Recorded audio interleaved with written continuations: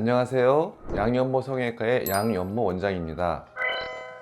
오늘의 주제는 눈 밑 지방 재배치 수술을 하시고 부작용 내지는 불만족한 현상들이 나타날 수 있는데요. 이러한 종류들을 좀 알아보고 어떻게 해결할 수 있는지 아니면 또 해결할 수 없는 것인지에 대해서 말씀해 드리도록 하겠습니다.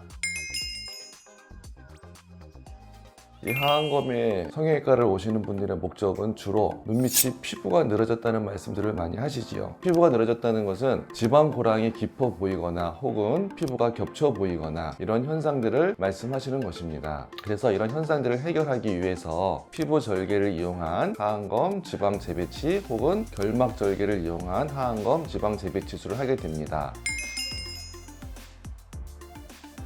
눈밑 수술의 부작용에 여러 종류가 있는데 크게 5가지로 나누어서 말씀을 해드리도록 하겠습니다.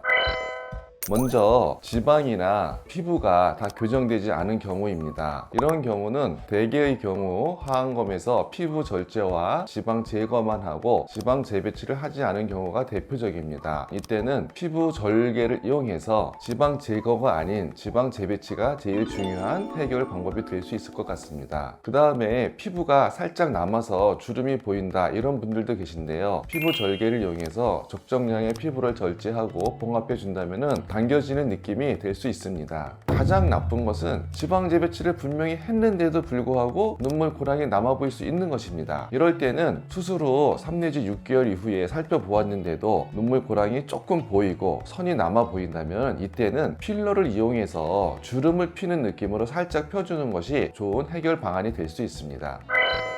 하안검 수술 후에 좌우 눈이 다르다고 또 많은 분들이 말씀하십니다. 수술 전에 상황을 자세히 살펴보면 좌우 눈의 애교 크기가 다른 경우가 매우 많고요. 수술 전에 애교의 크기나 지방의 크기, 눈물 고랑의 깊이 정도가 다르다는 것을 미리 다 확인하고 체크해 두었다면 수술 후에 그런 것들이 더 악화되는 경우는 거의 없습니다. 수술 전에 다르다는 것을 충분히 인식하시고 수술 전과 후의 사진을 비교해 보시면 99% 더 좋아져 있습니다. 다만 1%가 만족이 안 되는 경우이지요. 이럴 때는 살짝 필러나 혹은 지방 이식의 도움을 받으면 조금 더 좋아질 수 있는 경우도 있습니다.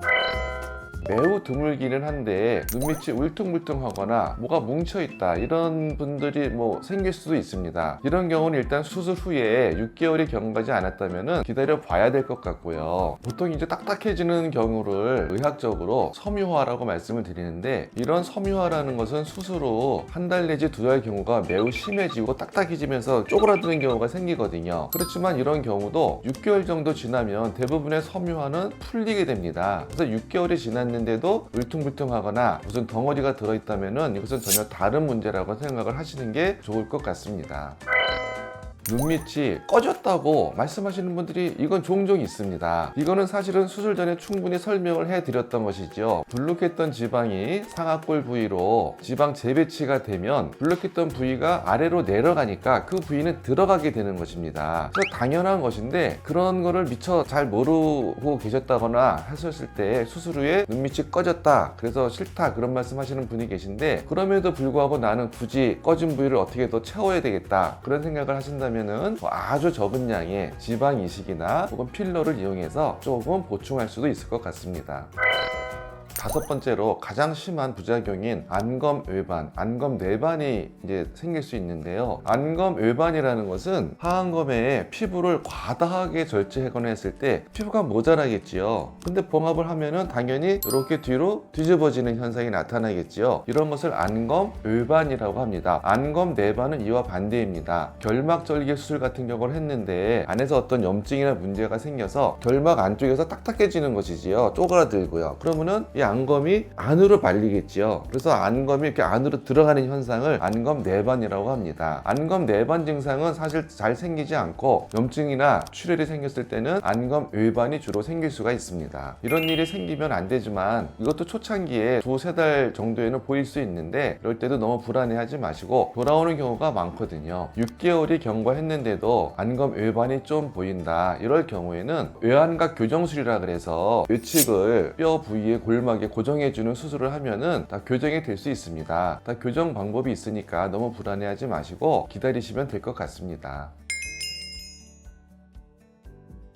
하안검 수술을 했을 때 가장 극적으로 변하는 것은 숨어있던 혹은 작게 보이던 애교살이 더 크게 보이는 것이지요. 애교살이 크게 보이는 것은 수술 전과 비교해보면 대부분의 경우 인상이 좋습니다. 인상이 더 착해 보이고 순해 보이는 결과를 나타내는데, 간혹 가다가 이런 애교살이 더 생기는 게 싫다 이런 분들도 계십니다. 사실 그런데 애교살을 저희가 크게 작게 마음대로 꼭 조절할 수 있는 건 아니거든요. 그래서 하안검 수술을 하면은 애교살이 좀 더 잘 보일 수도 있다는 사실을 인지하시고, 그런 인상 변화가 생긴다는 것을 미리 알아야 수술 후에 눈이 꺼졌다는 그런 생각을 하지 않고 인상이 좋아졌다는 생각을 할 수 있게 된다. 즉, 하안검에서는 인상 변화가 가장 중요한 체크 포인트라고 생각하시면 좋을 것 같습니다.